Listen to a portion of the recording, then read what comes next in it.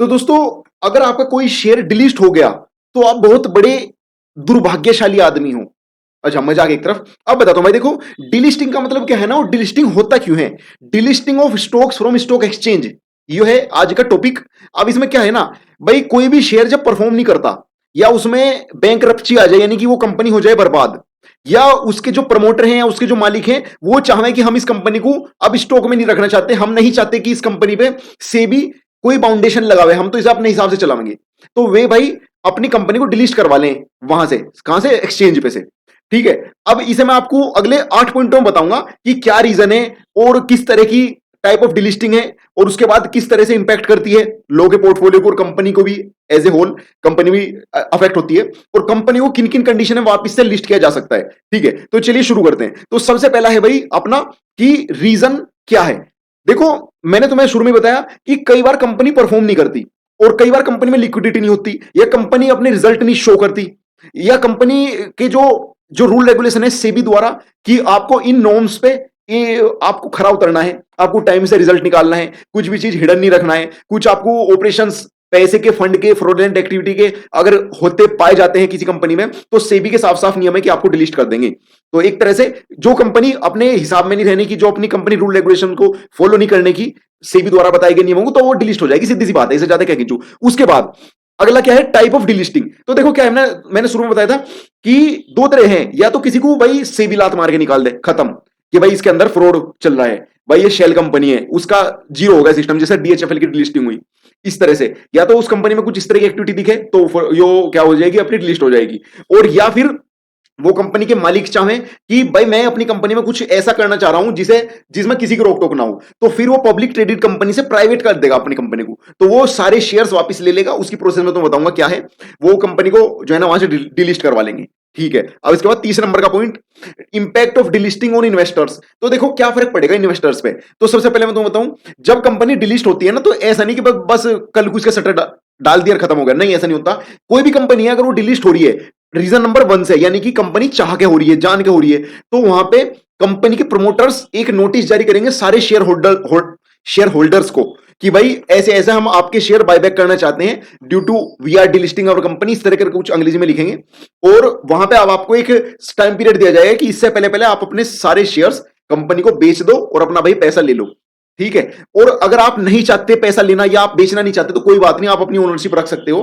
पर यहां पे दिक्कत यह है कि आपने अगर अपनी ओनरशिप जब तक वो मार्केट में एनएससी पे लिस्टेड है, बीएससी पे लिस्टेड है, तब तक अगर नहीं बेची, तो फिर आपको बाद में अगर बेचने का मन हुआ, अपने पैसे वापस निकालने का मन हुआ, तो फिर आपको ओटीसी, ओवर द काउंटर बेचना पड़ेगा किसी, समझे ना। ओवर द काउंटर ऐसा होता है भाई कि कुछ कुछ लोगों के पास है, या कुछ लोग, जो लोग इंटरेस्टेड होंगे उनके पास ही फिर वो सौदा बनेगा आपका, और फिर उसमें तो भाई देखो आपको पता लिक्विडिटी होती नहीं, वो अपने हिसाब से खरीद देंगे तुम्हारे शेयर, फिर तुम्हारे पास मतलब ऑप्शन कम हो जाते हैं। तो समय रहते निकल जाओ। और मैं तो बताऊं भाई, जो कंपनी डिलिस्टिंग हो रही है ना, 90% चांस है उसमें बस नेगेटिव सिग्नल है, वो अब जो है ना उससे निकल जाओ, उसके दिन पूरे हो लिए, कुछ भी हो सकता है मतलब उसके साथ। अब आप जो है ना बस सोचो कि अब जो है ना फिर से बढ़ेगी या कुछ भी सही होगा, ये मतलब एक अच्छा सिग्नल तो नहीं है डिलिस्ट करवाना किसी कंपनी का, डिलिस्ट होना। अब दूसरा तरीका है, अगर कंपनी डिलिस्ट हो रही है ड्यू टू उनकी लॉस, या फिर ड्यू टू प्राइस बहुत कम हो गया, गिर गया, बहुत गिरता आ रहा शेयर, लिक्विडिटी नहीं रही उसमें, उसके रिजल्ट्स बहुत डाउन आ रहे हैं, फाइनेंशियल उसमें कुछ नहीं रहे, तो अगर इन रीजन से डिलीट हो रही है वो, तो फिर तो भाई आपका फिर तो भगवान ही मालिक है। क्योंकि यहां पे क्या होगा ना, सेबी ने इसमें भी सेबी सामने आता है। सेबी कहता है कि जो भी भाई कंपनी के प्रमोटर से, जनरल मैनेजर, इस तरह के जो लोग होते हैं, चेयरमैन वगैरह, मतलब जो बड़ी पोजीशन, ओनरशिप की पोजीशन में है प्रमोटर लोग, उन्हें ये इस तरह से कहा जाता है कि भाई आपको अपने शेयर्स वापस लेने हैं। तो फिर वे, अब ऐसा तो है नहीं भाई, जो कंपनी कितने भी घंटे में अगर डाउन भी चली गई, तो फिर इस शेयर का प्राइस, मानने की बात है आप घुसे थे इसमें 200 रुपए पे, एग्जांपल के तौर पे 200 रुपए प्रति शेयर, और जब शेयर गिरते गिरते रह गया 20 रुपए का, और फिर ये कंपनी हो रही डिलीस्ट अब यहां से, तो फिर क्या होगा ना, आप या तो 20 रुपए बेच दो, या फिर जब बाद में एक एक पीरियड निकलेगा कि भाई अब डिलीस्ट हो रही है, डिलीस्ट होने से 10 दिन पहले तक एक पीरियड, टाइम पीरियड रहेगा, उसमें एक इंडिपेंडेंट कमिटी द्वारा डिसाइड करा जाएगा कि भाई इस शेयर का ये प्राइस पे कंपनी बाय बैक करेगी इसे, नहीं तो प्रमोटर तो चाहोगे मुझे तो 2 रुपए मिल जाए वापस, समझे ना। तो एक इंडिपेंडेंट कमिटी डिसाइड करेगी कि ये बायबैक कितने रुपए पे पर शेयर पे होएगा इस वाले केस में।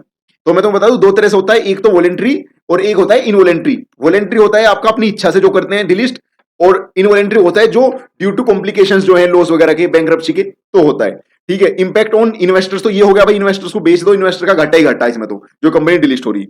अब कंपनियों के लिए डिलिस्टिंग का उलझेड़ा ये है, जो उलझेड़ा है भाई, एक तो भाई उनकी प्रेस्टीज हो गई खत्म, मार्केट में उनका नाम डबो दिया, ये वाला काम कर दिया। क्योंकि भाई जिस कंपनी का डिलिस्ट हो गया उसे आगे से पैसा तो कोई देगा नहीं ना, वो मार्केट से पैसा उठा सकता।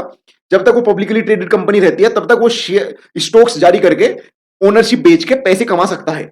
और जिस दिन वो डिलिस्ट हो गया तब फिर वो पब्लिकली ट्रेडेड कंपनी नहीं रही, तो उसे कैपिटल उठाने में दिक्कत होगी।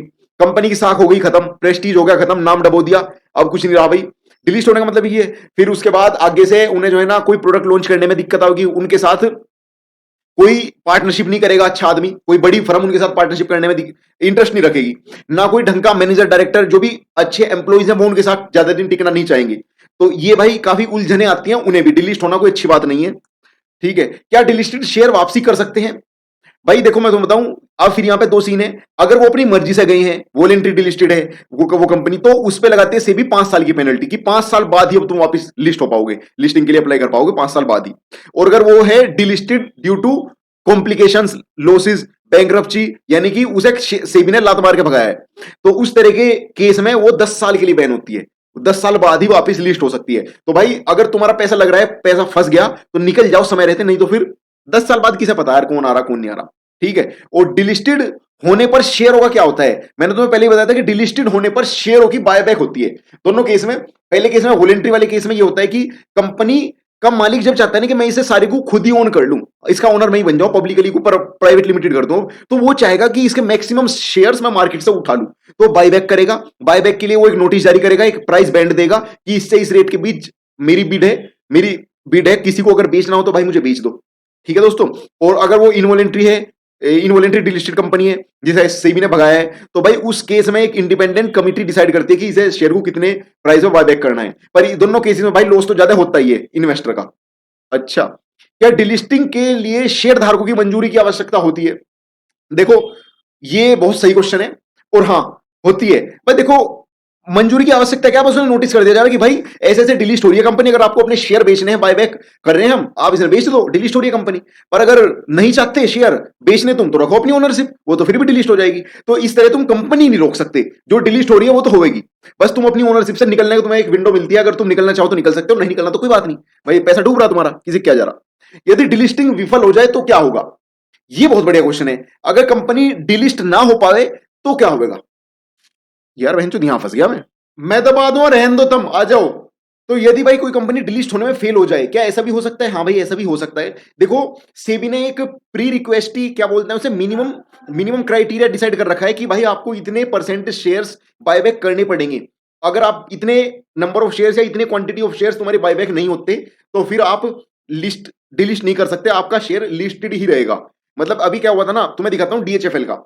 अभी कहना एक और यहां पे सवाल उठ रहा कि will I lose my shares if a company is delisted. तो भाई ऐसा है, आपकी ओनरशिप कहीं नहीं जाती, बस आप लॉस में चले जाओगे।